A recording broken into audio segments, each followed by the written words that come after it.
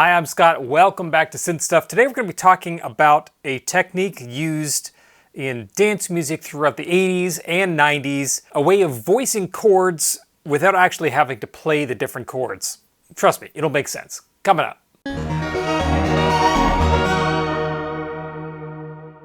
When the Mini Moog was originally released, it had two oscillators.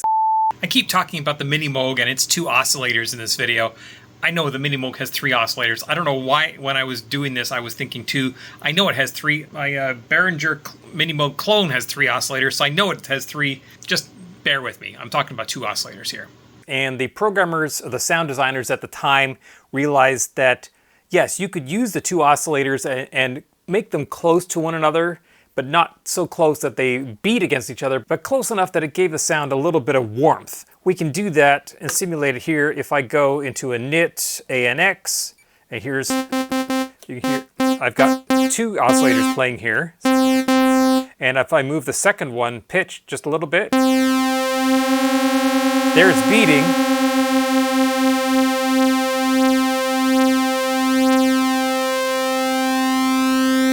And now if I add a third one,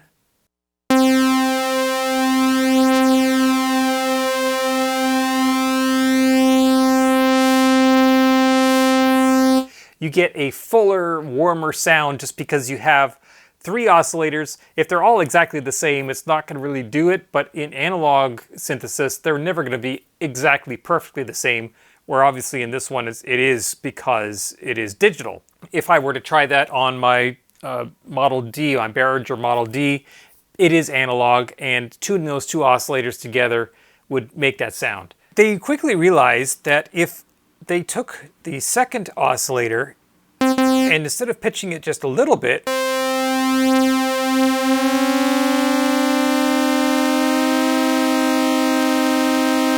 they pitched it more, they could actually get a chord out of it. There's a minor third. They realized pretty quickly that if they wanted to play a sequence that had a minor third throughout it, instead of playing it manually like this, all they had to do was bring the second oscillator up to play that minor third part.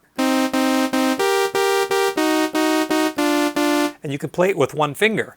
Now on the montage we have three oscillators, so if we bring up the third oscillator and we can tune that up to 700, which is a major fifth. Again, each cent, 100 cent is a whole note, so 5 whole notes, or rather 7 whole notes is a major fifth. We should now have a minor triad.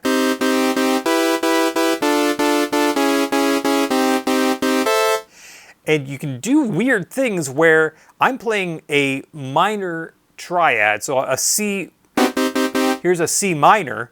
Now I could go to and play an E natural, which is not in the scale of a minor C. So that's why it sounds strange. Now if I do a C to E flat,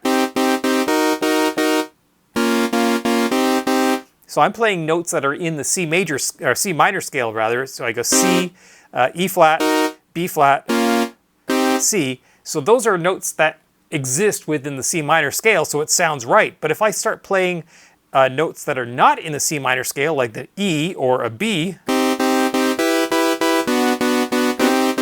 we get other chords that don't exist in the scale, but they still kind of fit together, and it's all held to the fact that they are playing that minor triad.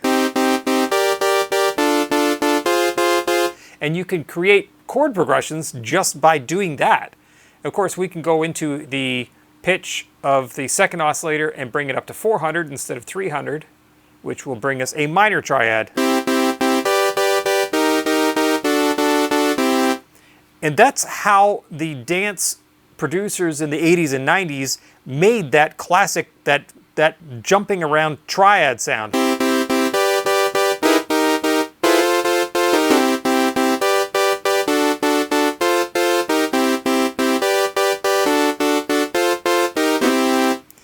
That's just a bare sound there, but if we add some chorus and good sounding stuff in here,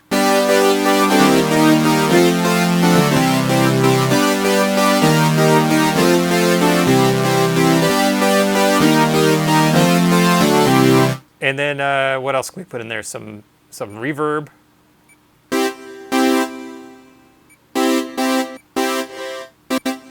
Some gated reverb, that works.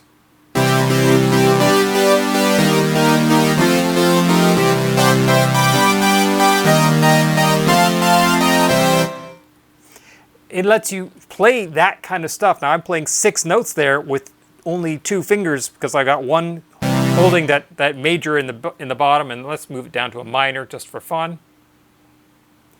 And then I've got playing up in the top hand.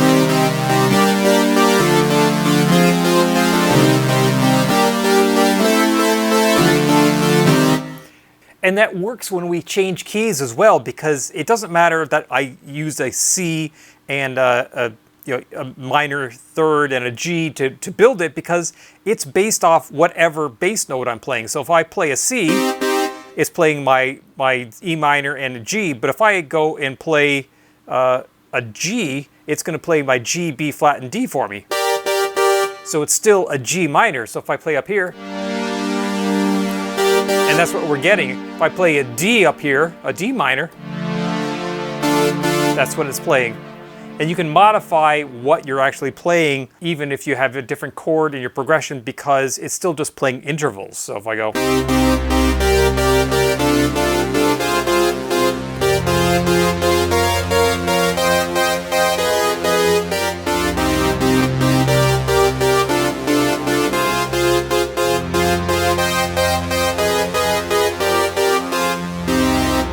Makes it very simple to get that classic played interval sound off your synthesizer. And even if you only have 2 oscillators in your synthesizer, this one has 3 as well. But so let's get rid of the third oscillator, and now we only have 2. And let's change the second note to a perfect fifth, which is 700 cents. Close enough, just about, good enough. So now it's playing a C and a G, which is useful because I can playing that C and a G, you don't know if that's a major or minor chord because the tritone is not there. Now if I give it some context in the bottom here, if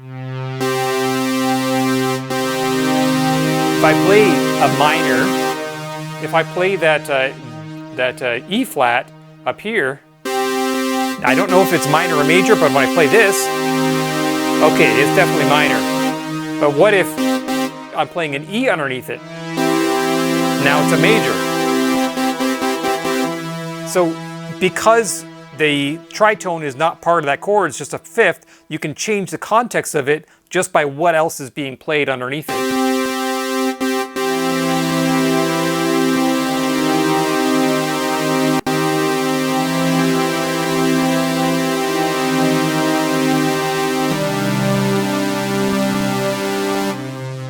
And this was used a lot back in the day because our synthesizers were monophonic. They did not you couldn't play chords on them. You would only get one note at a time. But because we had multiple oscillators, we could kind of get around that limitation by pre-programming our interval into the 2 or 3 oscillators and using that to get the chords. The manufacturers later caught on to that and they said, hey, people are using these oscillators to play chords anyway.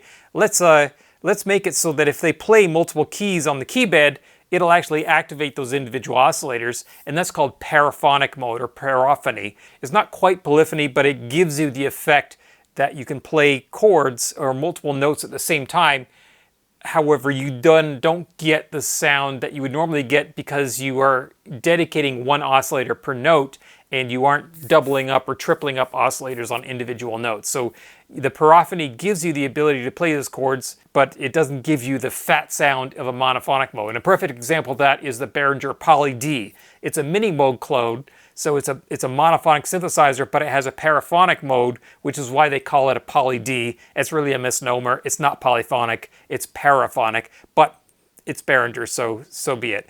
But that allows you to play chords on your monophonic synth. I hope you found this at least a little bit interesting. If you did, please click like on the video. If you want to see more videos like this, subscribe to the channel. Really helps me out when you do that. Thanks for watching.